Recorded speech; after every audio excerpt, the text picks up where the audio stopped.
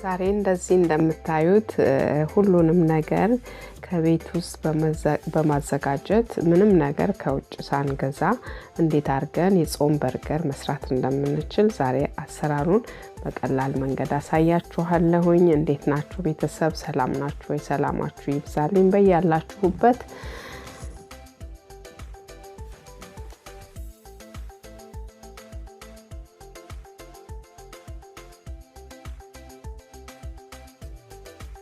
እንደምታዩት ነው በጣም ቆንጆ የሚጣፍጥ በርገር ነው የሰራሁት። በቅድሚያ እንደዚህ ለሰስ ያለ ውሃ ማውካዬ ላይ ያደረኩኝ።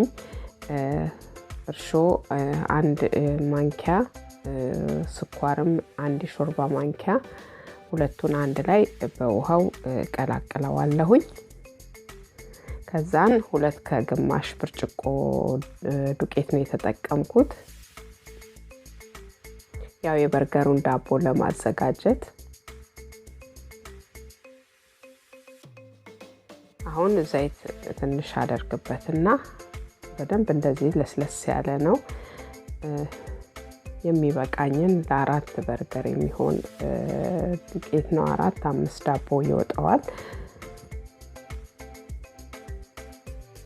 አሁን እሱ ኩፍ እንዲልልኝ ካቦካው በኋላ እንደምታዩት በደንብ ኩፍ አለልኝ።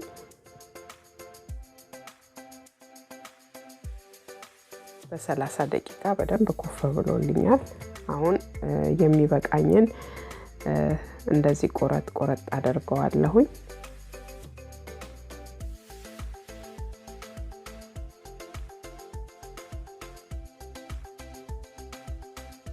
እንዲያድበለብለዋለሁኝ።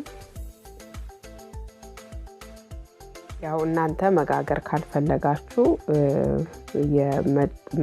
መግዛት ትችላላችሁ። ግን ስትገዙ በደንብ አንብባችሁ ግዙ። አብዛኞቹ የበርገር ዳቦዎች እንቁላል ስለሚኖርባቸው ጥንቃቄ አድርጉ።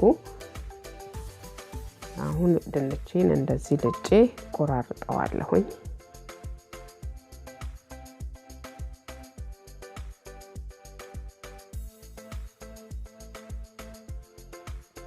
ድንቹን ጠብሻለሁ፣ ከታትፌ ጠብሻለሁ። አሁን ሽምብራዬን እንደዚህ ተዘፍስፎ ያዘጋጀው ሽምብራ አለ። እሱ ላይ ቀይ ሽንኩርት፣ ትንሽ የነጭ ሽንኩርት፣ ፐርስሊን፣ የድንብላል ቅጠል አርጌ አንድ ላይ ፈጨዋለሁ።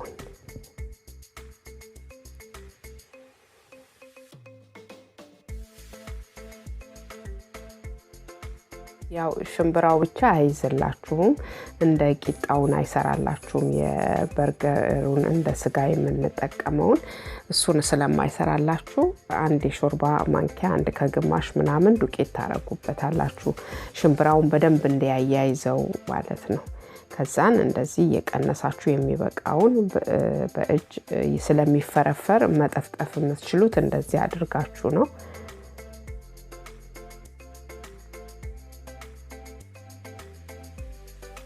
ቂጣው እንዴት ሽታው እንዴት ደስ እንደሚል ሲጠበስ ራሱ በጣም ደስ የሚል ሽታ አለው።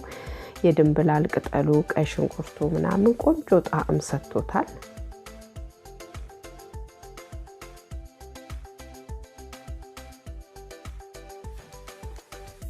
አሁን እሱን እየበሰለ ቃሪያ፣ ቀይ ሽንኩርቱን እንደዚህ በስሱ በጣም በስሱ አርጌ ክቡን ከትፈዋለሁኝ።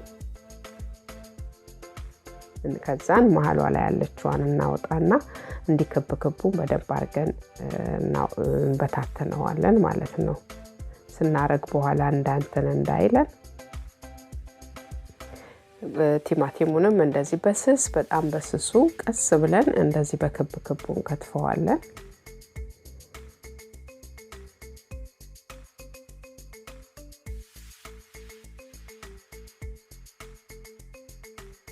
አሁን ሁሉንም እንደዚህ ሰላጣውን ቲማቲሙን ካዘጋጀን በኋላ ሎሚ እናደርግበታለን። ሎሚ ግዴታ ነው። ሰላጣውም ቲማቲሙም ሎሚ ስለሚፈልግ ሎሚ እናደርግበታለን።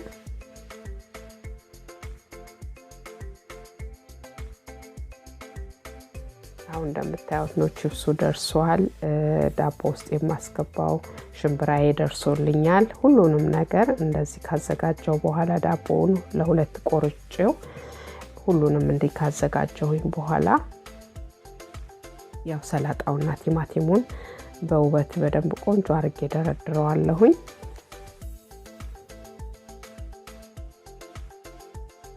እውነት እጅግ በጣም የሚጣፍጥ የጾም በርገር ሁሉ አይመስልም ስትበሉት እንዴት እንደሚጣፍጥ ማለት ነው። ቀይ ሽንኩርቱን ትንሽ ጠበስ አድርጌዋለሁ ሙሽሽ እንዲል ጥሬ እንዳይል ስንበላው ትንሽ አብስየዋለሁኝ። ብዙም ሳይሆን በሞቀ መጥበሻ ሞቅ ነው ያደረኩት።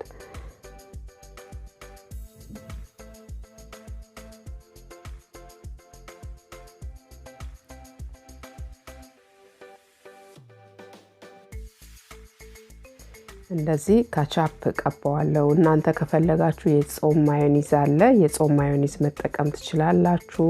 እኔ ግን ካቻፕ ብቻ ነው የፈለኩት። ካቻፕ ነው ያደረኩበት። እንደዚህ ማስጌጫዎቹ አሉኝ።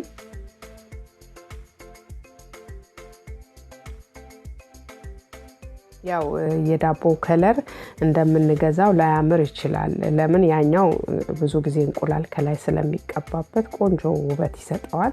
ይሄ ግን የጾም ስለሆነ ምንም ስላልቀባው ነው እንጂ ዳቦ ቴስቱ በጣም ነው የሚጣፍጠው። አሁን እንደዚህ ቺፕሴን በቃ አደረኩኝ፣ ከጎን ካቻፕ አደረኩኝ።